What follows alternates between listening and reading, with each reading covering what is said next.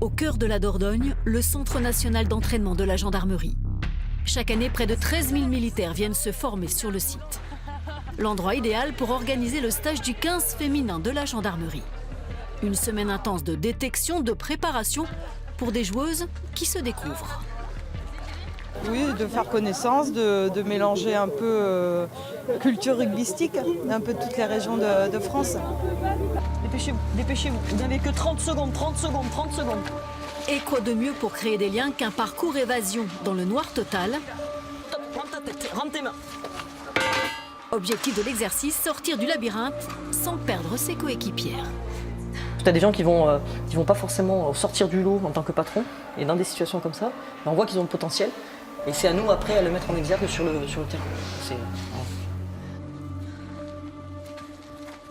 Bon, c'était comment? Team cacahuète. Mais encore? Non, ça va. On s'est bien parlé, on s'est tenu et tout, donc du coup, ça allait bien. L'aventure de ce 15 féminin a commencé il y a tout juste un an, sous l'impulsion du capitaine Ludivine Wider. Cette ancienne joueuse de l'équipe de France militaire a voulu créer une sélection nationale composée uniquement de femmes gendarmes, une initiative qui a très vite séduit.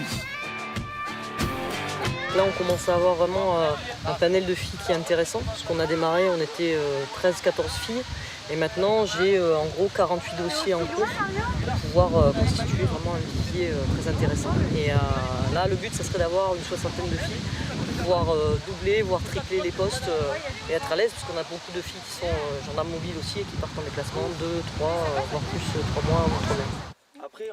Qu'elles soient réservistes, officiers ou sous-officiers, ces gendarmes sont toutes licenciées dans un club de leur région. Âgées de 18 à 36 ans, elles partagent la même passion du rugby.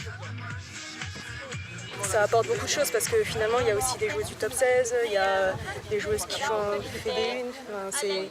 FD1. Moi par exemple qui joue en universitaire, ça m'apporte énormément ces moments avec elles. On a aussi un état d'esprit qui nous réunit. On est tous, toutes et toutes gendarmes. Donc ça déjà c'est une chose, on a les mêmes valeurs. On se connaît bien, on connaît notre mode de fonctionnement, donc à ce niveau-là, je trouve que c'est pas compliqué. Et après, on va mettre les avants ici, les arrières. Mais gendarmerie ou pas, à l'image de toutes les équipes féminines, il a bien fallu trouver des financements. Alors pendant des semaines, l'une des joueuses, Amélie Solberg, a fait jouer ses talents de commerciale. On n'a pas d'argent en trésorerie, donc c'est vrai qu'on est obligé de rechercher des sponsors, ne serait-ce que pour les repas du midi, les repas du soir, les équipements, pas forcément les infrastructures, mais tous les à côté qu'il peut y avoir pour que les filles se sentent bien. Les joueuses retenues auront l'honneur de porter le maillot tricolore et de représenter ainsi la gendarmerie française lors des rencontres internationales.